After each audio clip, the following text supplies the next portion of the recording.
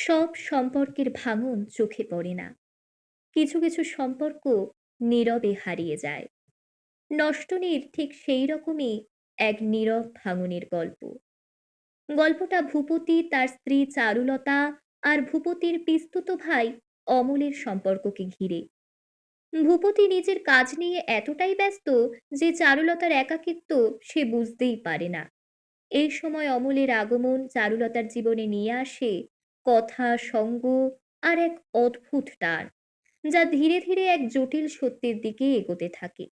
এখানে কোনো বড় ঘটনা নেই, কিন্তু ছোট ছোট অনুভূতি গল্পটাকে গভীর করে তোলে। এই গল্পটা কেন পড়বেন? কারণ এটা শেখায় সম্পর্কে শুধু দায়িত্ব থাকলেই হয় না, মন থেকেও পাশে থাকা দরকার।